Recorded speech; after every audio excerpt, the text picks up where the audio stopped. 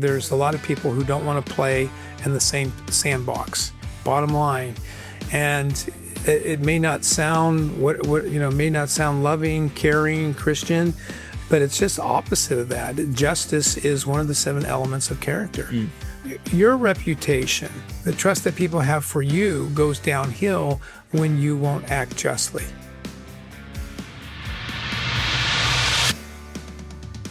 Hey, before we jump into the podcast, we want to thank all our donors and supporters who make the Today Count show possible.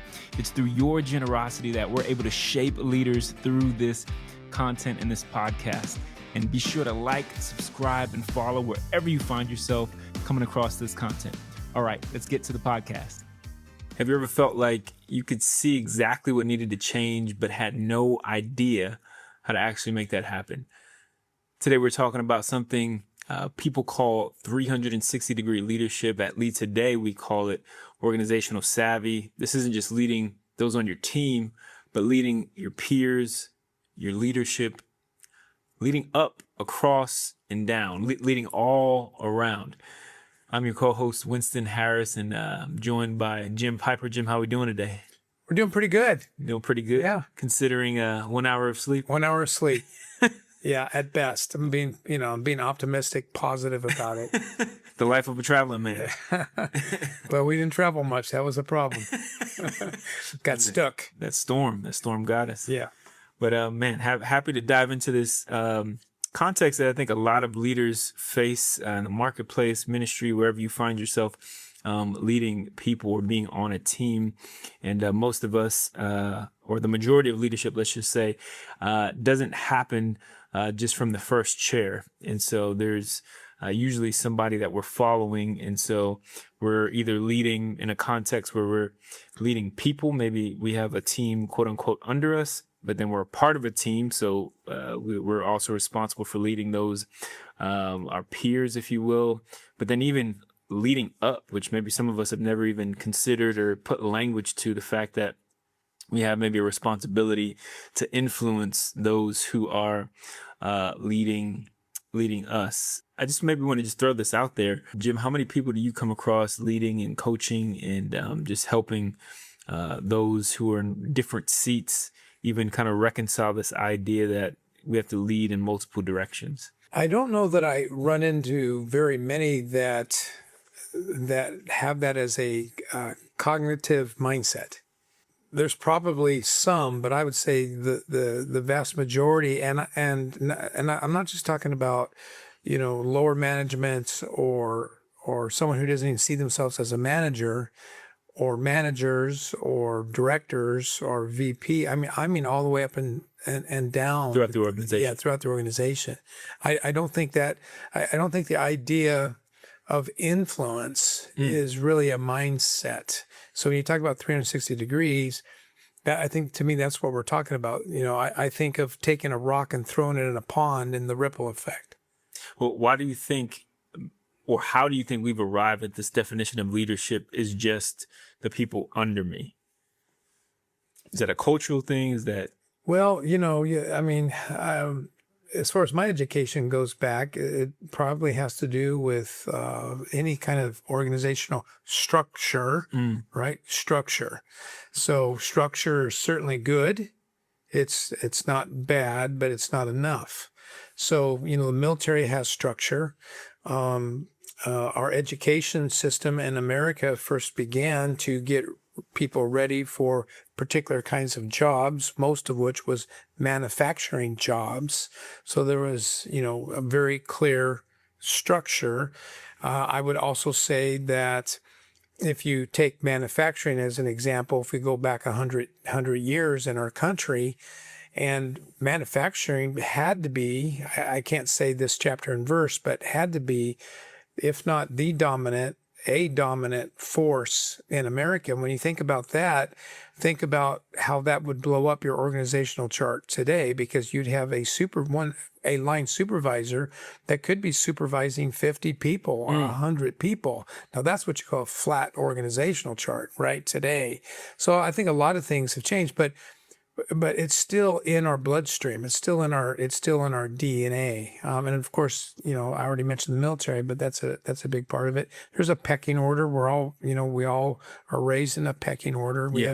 It's just, you probably think about who's in charge first. That's probably how we have been raised. Yeah. And this idea of 360-degree leadership, learning how to lead in multiple directions. I think you have to kind of embrace this mindset that I'm not just responsible for those that maybe I have the privilege of leading, but I'm a part of a whole team. Even if it's not just my team, my decisions don't just stay with my team. They affect the whole part. And so maybe just getting kind of to maybe the elephant in the room. How do I lead up? What does that even mean? What does that look like? Isn't it my boss's job to lead me, right? Like, what does that even look like? Because that kind of feels like, do I even have permission to lead my boss? There's so many really good ideas that come from that question. So many. First of all, maybe we need to step outside of the whole idea of boss for a minute and think about what the boss wants us to do. Any boss that is effective is first and foremost committed to the mission of the organization. So maybe one of the first things that we have to say is to be a person of influence, to have some organizational savvy, to lead 360 degrees, I first have to understand and be committed to serving the mission. Because if the mission is something that everybody is committed to serving, and then we have shared language, we have a common goal, and then that will bring us, together. Maybe one of the easiest illustrations to use, again, would be sports. We use it a lot, but in business and in ministry, we use sports a lot because it just seems like sports talks more about leadership than I can't think of anything. Even more than the military. Sports talks often about there. So think of your linebacker. Now your linebacker is a defensive player. He's one of 11 on one side of the ball. And yet there's probably 2 or 3 more linebackers on the sideline that back him up if he's not playing. Right. I mean, so you got, I don't know how many guys you have in a football team, 50, 60. I don't know what the number is, but you can have this lonely linebacker who can have tremendous influence on the team by the way he practices, by the way that he plays. And if he's respected by the team, if he's got an opinion, people will probably listen. So the second thing I'd say is, performers have influence in and of itself. So, maybe the boss isn't the way to think about it. However, I will say this. When you're in the second chair, you sometimes see more than what the first chair sees. What do you mean? Like, how could that even be possible? Doesn't the boss see everything? He's supposed to see he or she's supposed to see everything. A story that I've told before, I don't know if I've ever told it on our podcast here at the Today Count Show, but I remember I was the associate pastor of a large church in Southern California. And I was young, I was confident, I had lots of energy, I studied, I was studying leadership like crazy. And so what we would call my role would be a second chair leader. Right, a second chair leader. In this case, maybe the second chair leader. And I just saw things that the first leader didn't see because the first leader is leading at a different elevation, different altitude. And I'm sitting at a certain elevation, certain altitude. And the closer you get to the work, you at least see different things. You may not see more things, but you see different things. And you owe it to your boss to share some of those things that you see. That'd be an example. A football team, why do you vote someone as captain? Well, because they already have influence. Because why? Because they have the loudest mouth? Probably not. That's probably not even on there. But you know more than you think you do. And you might give proper credit to those that you work for, but at the same time, maybe not serving that person as well as you could if you worked harder at removing assumptions that you think that they see and things that they don't understand. I remember this. This is a true story. I was on a hike and I was following a friend who was not my boss, but he was my friend, and he was up in front of me. He was in front of me. So he was leading up the trail in Colorado when we were climbing a 14er. And I could have sworn I saw something out of my peripheral vision up on the cliff. And sure enough, I saw a rock budge. I saw a rock budge. And sure as heck, that thing let go and started coming down. And I was able to yell and have him stop. And, you know, so you think about that. He was very appreciative, by the way. I would hope so. Yeah, I don't know if it would have hit him or not, but it would have scared him for sure. So sometimes just because of where we're at in different elevations, we see things that others, you know, don't see. And, you know, you recently shared a talk in a different context that one of the pictures, the rock analogy, kind of made me rethink about this, but I think it'd be valuable in this conversation, is the idea of, you know, short accounts and earthquakes. And if you could unpack that a little bit and why it's valuable, no matter in what direction. We're still talking about leading up, but those short accounts and those, hey, the rock is falling, you know, those, hey, boss, I don't know if you know this, but X, Y, and Z, why that's so valuable. Yeah, I mean, one of the things that you can do, no matter your position, is talk. You know, I'm not talking about gossiping or talking about stupid stuff, but talk about problems, talk about the work, talk about whatever, you know, your endeavors are, because one of the things that you want to do to create a culture where it is dynamic is you want to, the culture needs to see leadership as a dialogue. And if it's a dialogue, then we all share in it. We all share in that. So going back to your question about the earthquakes and keeping short accounts is, no matter where I go, the majority of the organizations that I work with, I ask them, do you guys do annual reviews, formal annual reviews? And believe it or not, we're still doing them. And I don't know if it's 50-50 now. I don't know what the number is. I haven't done the study. I'm sure Harvard has and can, you know, if we could call a friend, we'd probably know how many organizations over a certain size are still doing annual reviews. But the annual reviews are so weird, and they address this issue is that we avoid so many conversations. And I don't just mean from the boss down to those that they lead, but I mean even someone being honest with their boss about what could help them become more successful, what clear direction looks like, what they're confused about. It doesn't all have to be dark and negative. It's just simply a dialogue. And the more you do that, you create these short accounts so that you always know where you stand. And the boss knows. Now, here's a funny thing. For those listening to this and you're not the boss, or maybe you're boss, but you have a boss, is that you might think that your boss doesn't care about where he or she stands. Trust me, the boss is also wondering, am I a good boss? Am I doing a good job? I don't even know if I'm doing a good job. Yet I've got to sit down with you once a year and tell you whether you're doing a good job or not. But if you have short accounts, there's almost no need. There isn't any need for a formal sit down because you already know. Yeah.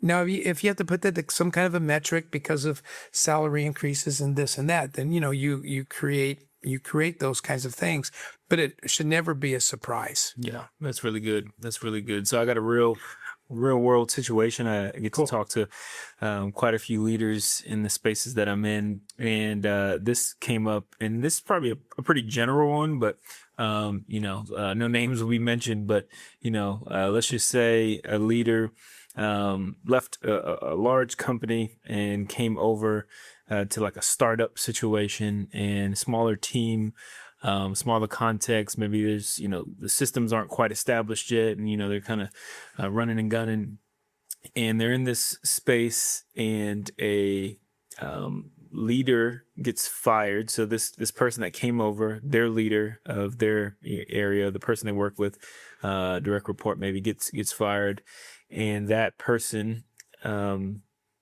gets replaced with a leader from a different department.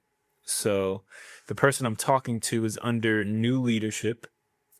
That new leader is coming from a different department in the organization, and everybody kind of knows this person doesn't know anything about this department. Morale is down, and this leader seemingly is not open to any kind of suggestions, right? They're just there to fill the position until maybe a new hire comes in. So if I'm this person who's under this new leader from a different department, and morale is down, there's, things aren't flowing the way they were, I kind of feel stuck. What would you suggest? How do I lead up in this situation? Well, that's a really great question. The first thing I would say is before you can lead up, you gotta step out and think about your situation a little bit, because, let me explain it this way.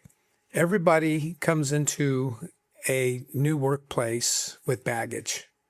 Now, when I say baggage, what do you think of? Pain. Yeah. Yeah. Why do we always think of it in the negative, right?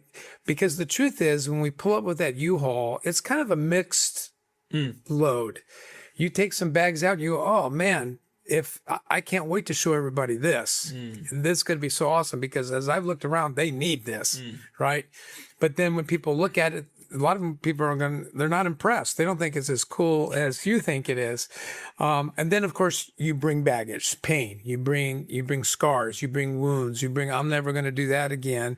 And so one of the things that is helpful is just to step outside of your situation and recognize that if you've got 7 or 8 people working in close proximities, you've got 7 or 8 moving trucks that have come in, and there's a lot of baggage to take off and examine and to decide what is contextual and what is not. That gives you a big theoretical, philosophical answer, but it doesn't hit it specifically. So specifically, I would start by sharing my baggage. There's all kinds of opportunities to share baggage, because especially if it's a scary story, a bad story, because everybody doesn't really get too excited about hearing you win the championships. For some reason, there's something about our insecurities that we like to hear somebody else, that they failed, they fell, because it somehow makes us feel, if not taller and better looking, at least equal. Gives you permission. Yeah. And it eventually gives you permission to talk about that. It's also good to lead with things like, I'm insecure. I think how much I want to do a good job, but I'm confused. I feel, those kinds of statements. So I shouldn't just say you suck like a boss.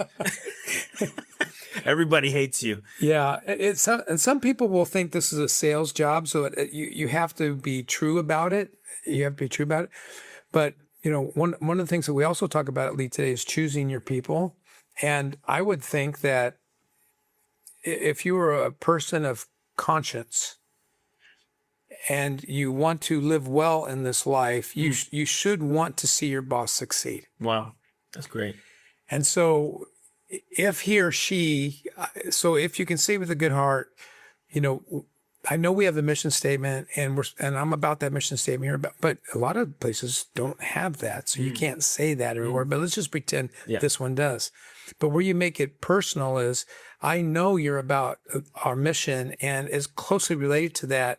I think the best thing I can do here is help you be successful. It sounds like a sales job, and it is kind of a sales job. And if you are able to sell it, but you mean it, then they're going to wonder, well, what does Jim mean by that? And, and it creates some curiosity. One of the mistakes we tend to make, it's kind of like in the Bible, the Bible tells us, I was talking to somebody today,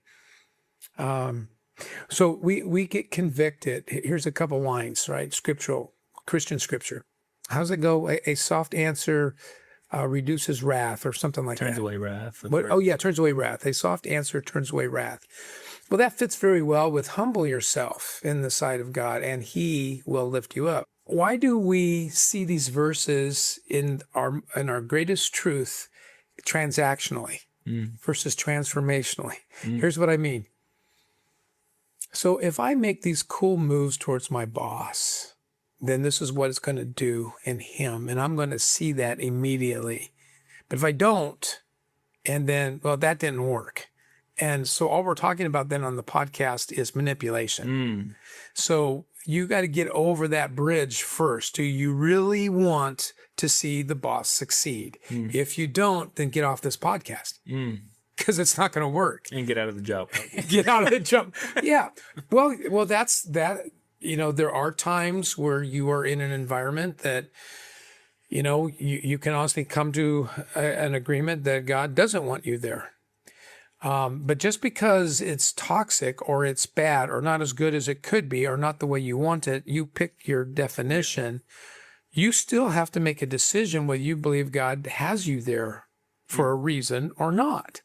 And if you're just passing through to learn what you think leadership should not be like and take your lesson and move down the road, that's fine. But you got to make sure that you're not quitting just because it's hard. Yeah. Yeah, that's really good.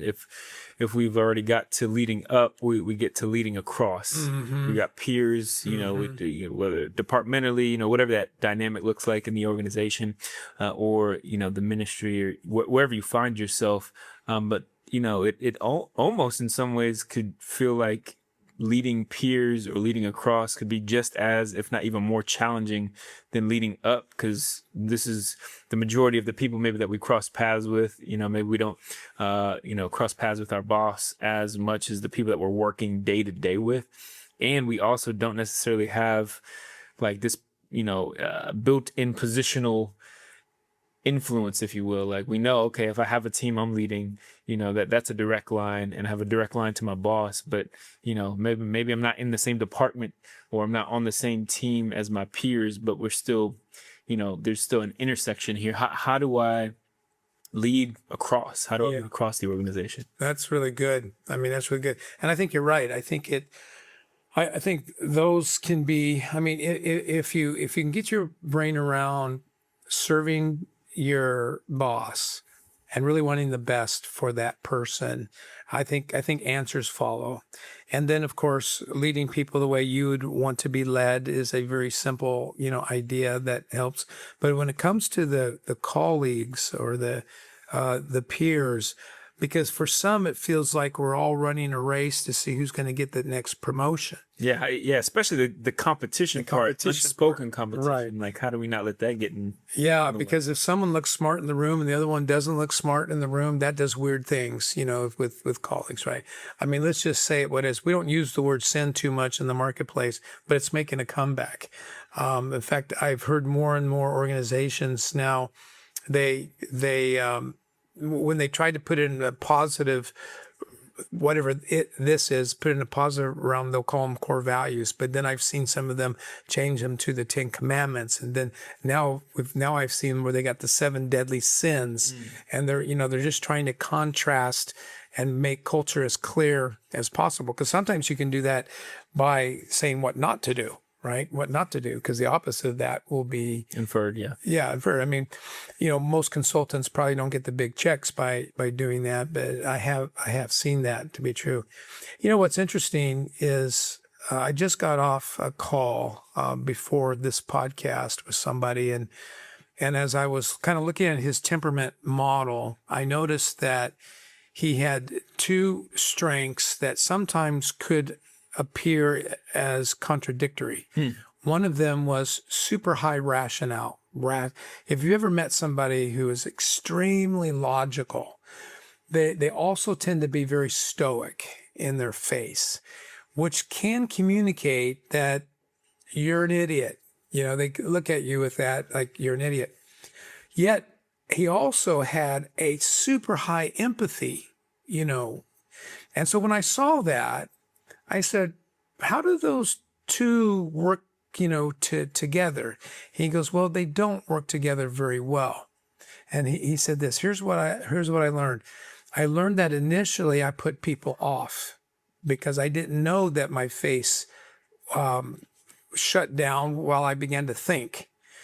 And then once I learned that my face shut down when I began to think, and then what happened is the empathy would kick in where I'd say, man, that's a really hard thing. Now I'm going to get weird on you. Let me think about that.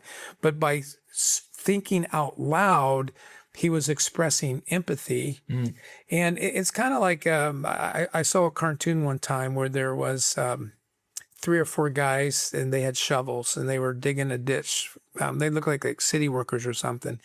And one of them was complaining about the boss, and because the boss was over in a trailer in air conditioning and he was, drinking a pop, he had his feet up on the, up on the table. And this guy was just ripping his boss, around. And one of the other colleagues, looked at him and kind of tapped him on the shoulder and said, yeah, it's hot out here, isn't it? It's hot. And he just walked over and started digging the ditch. And then the next frame shows the guy got up and he went and he started helping dig in a ditch. Great leaders don't ignore their past. They learn from it. Every decision you've made, every mistake, every win, every failure, it's all shaping the leader you're becoming. In Story, the art of learning from your past, you'll discover how to turn experience into wisdom, setbacks into strategy, and pain into purpose. This isn't just a book about reflection, it's a playbook for growth. If you want to lead with clarity, humility, and confidence, your story matters. Learn from it. Grab your copy of Story, the art of learning from your past, where books are sold. So, there's you're still leading, but you can't lead with the command, of positional authority, but you can still lead by the example, which we've talked about before, and with empathy, right? With empathy. Because I think that he would agree. He's looking over there. He'd say, well, you think that boss would be smart enough to at least shut the door so we don't see him putting his feet up on the desk. Yeah. I mean, he could have gone that route. Yeah. He could say, you're right, that guy's an idiot, What about, the peer-to-peer interactions that we all are sure to have, which is conflict, right? When we either, have the same goal and we're butting heads, we have similar ideas or differing ideas, or we're in the meeting and we're trying to have our voice heard and we're still technically on the same team, but, we either feel really strongly about a direction something needs to go and we want people to follow us. What is conflict, peer-to-peer conflict with? Yeah, well, since you played basketball, you're gonna understand this. I know you are. So you got this guy who's a ball hog and he's not passing the stinking ball, right? There's a guy flat out open underneath the hoop. And yes, he misses 20% of his layups, but still, that's an 80% chance that he's going to score. Even though you're going to step back, take a step back 3, and you have a 35% shooting, who should get the ball, right? So what's really hard being a colleague leading others is to get after that person, which you can do, especially kinesthetically when you're moving like that. But here's what's hard. Getting after most competitive athletes don't have a problem getting after one of their teammates. It's what it does to them in the process of doing that. What do you mean? Well, here's what I mean. So once it bugs me so much that I stop playing myself. And now I'm just focused on you and what you did do or what you didn't do. Now, if I can get to the higher level, get on your case, slap you on the butt, in other words, get on your case, definitely get on your case, but make sure that I give the message that I know you're better than that and you know you're better than that. Come on. And then get back into the character that I need to be, which might be in 2 plays later, pass the ball back to you. Most people struggle with that. Once they lock on to something that's wrong, that's what they lock on to. So when it comes to, or probably maybe what you're closer to asking is, you just avoid it. Well, here's the sad. I don't know that I'm giving much help here, other than stating the reality. If you avoid it, well, then you're gonna lose. Then you lose. So if you choose to avoid it, you lose. The team loses. If you get after somebody, you got to get back into character and make sure that after you get after them, they're still your teammate, and you haven't brought them down.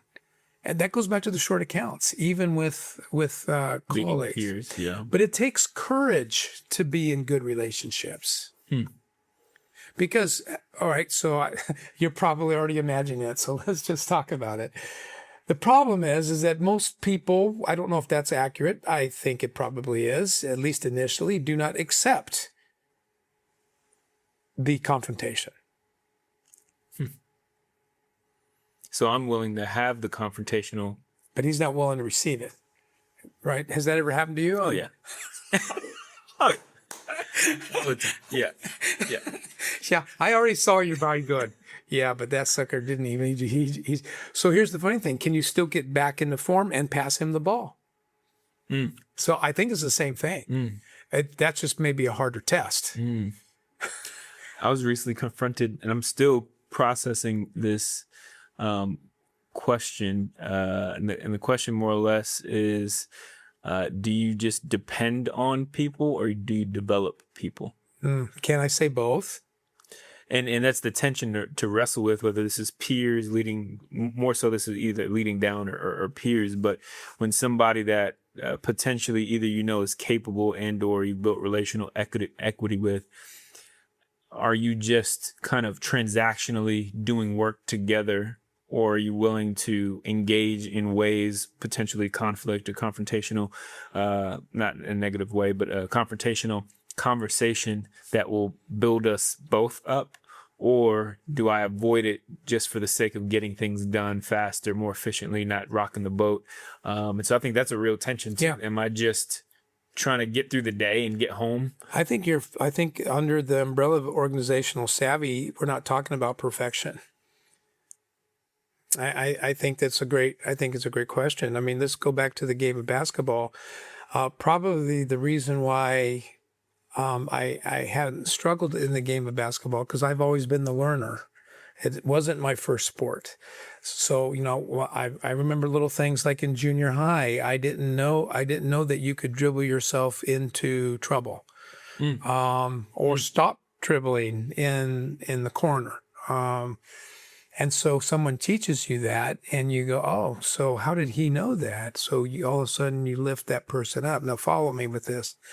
And then, as I got to play older, I would hear people say hedge. I didn't know what hedging was. I clipped my hedges and a Division I basketball player, had a very teachable. I was probably 20 years older than he was. And so it took some courage for him to be willing to test me to see if I was teachable. And when he showed me that, I went, oh. And then when they taught me how to do a true pick and roll, I'd set the pick, and then I'd wonder what happened, Pick and float. Pick and get lost. Yeah, pick it, go to the three-pointer, which you can, I guess, if you were a threat. Yeah, if you're a threat out there.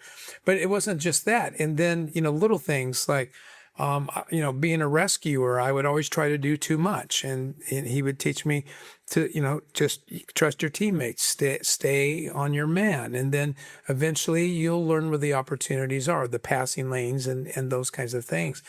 But when I started playing with people who were really good, here's what happened to me. I became where I wasn't a problem for the team, right? Which made me feel like part of it. I was contributing. I got to score a few times or what have you. So sometimes, I think that we have to ask, am I in an environment where I'm a learner, or am I in an environment where I'm a teacher? And I think that will help. It's really because maybe somebody thinks they should be in a place where they're a learner, but in reality, they're an opportunity to teach. What about as we start to land the plane? getting into leading those that we actually, clearly organizationally have the responsibility to lead our team, whatever that might look like. I feel like there's still, probably the most common frustration is when the people that I'm responsible for aren't performing, and I've, tried to address the things that feel like are most obvious, but it just seems like there's not a response. And I think probably most leaders would say this is the majority of their tension is like my team isn't performing the way I quote unquote want them to. Well, if I feel stuck there, what does that look like? Well, being a 360-degree leader is very much an art, I would say, not a science. So we should probably be a little bit patient. Even now at the age of 66, I ask myself questions like, would he appreciate this? Would she appreciate this? Or is this more about me worrying how I'm going to come off? I have to get down into that level first. But because I would say it's an art, if you're going to develop people into becoming a 360-degree person, you're going to have to delegate what that looks like as a task first. It has to be a concrete thing. Here, John, here's what I want you to do. So his department. So you got a little department war going on. So your department and that department are going after it. So what do you think two chiefs would do? One has to invite the other into, a conversation. So I would literally give it as an assignment. And then depending upon how it goes, and sometimes everyone's surprised it goes really well because they actually just talked. And others, it doesn't go super well. But in either case, they come back to me. They come back to me, and then we talk about it, and then we send them out again. And then we also tell them what they just did. What you just did is you influenced a colleague, and you served the mission, and you displayed what real leadership really is. And so all of a sudden, then the equation starts coming together. Oh, this is what leadership looks like. It's not simply being the boss. Maybe John Maxwell is right, that when it really boils down to its most common denominator, that leadership is influence. What if the team, maybe performance is an issue, but what if you've just kind of come to the end of your rope? How do you know if this team member or even yourself in this dynamic is just not a good fit? Yeah, you know it because it doesn't work, right? It just keeps coming back broken. And, I've quoted him before, but, when Lloyd Lewan gave me 3 words to think about when I was building an organization back in the 1990s, he said, you got to have a clear vision so people understand, where they're going. And then you got to make sure that everybody on the team understands that what they do and how they do it, how it connects to that vision. And he called that focus. So it gave me 2 words: vision, help everybody understand their focus that helps towards the vision. Then finally, influence. And influence is that relationship where I can look at you and say, and I don't have to say all these words, but these are all the unspoken words that will be true. We've been working together for a long time. I love you. I know you love me. I care about you. You care about me. We've been through this. We've been through that. I don't have time to explain this right now, but you just do this. That's influence. Or when you got to trust somebody. Now, if those 3 things aren't clicking, you don't have a fit. If you've done your part as a leader, give the vision, make sure that they understand why their work fits into the vision, and that you have a working relationship that makes sense.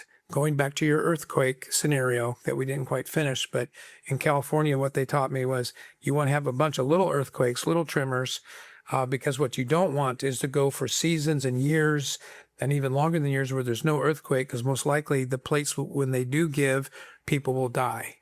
And so that's kind of the whole idea of organizational savvy. One more thing about organizational savvy, though, that we didn't talk about, that we probably wouldn't be good if we quit. sometimes organizational savvy is how do you deal with the dysfunction? Well, I don't think we're ever saying in this podcast that organizational savvy fixes all errors, all Right. dysfunctions, because when the boss has his uncle and his cousin or his girlfriend, and you look at the performance of those people and you go, none of them would make the team, but somehow they're on the team. Those are some of the ugly realities of some organizations. That's when you have to decide if that organization has enough integrity for you to trade your time, for that goal. Or if it's your job to try to, correct that. Or if it's short term, then it does kind of feel strategic and maybe manipulative. But even manipulating something is not always a sin. It kind of depends, what we're talking about. We want to really get down and dirty on what it takes to get something done.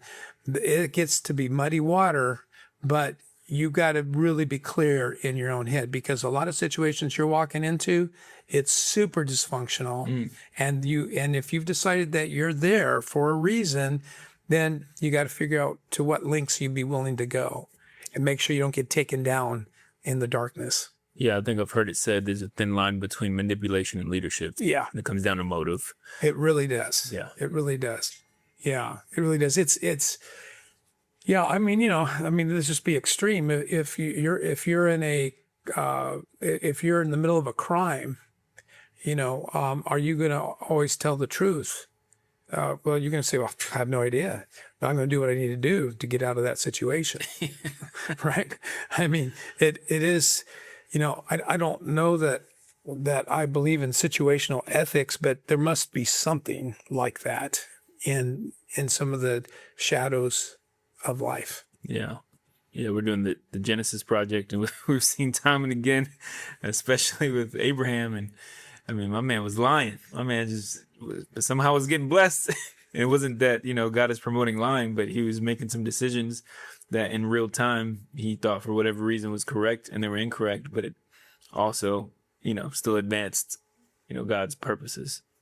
I loved your last question, though. I think that that's just a real legitimate thing. There's a lot of people who don't want to play in the same sandbox, bottom line.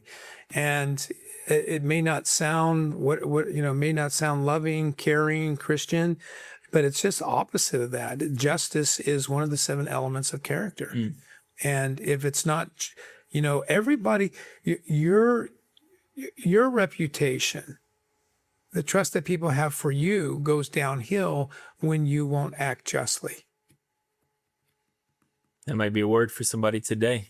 Maybe the first step is to act justly, to have the conversation, to step out and consider all the baggage, all the different things that might need to take place. There's a few different, action steps here that I think we've heard today. Jen, thank you for unpacking that with us and for us. And that was a real topic. Yeah. I mean, I believe there are people watching and listening that are going to take so much away from it, and that you're going to be a better leader from it. And so thank you for joining us. And until next time.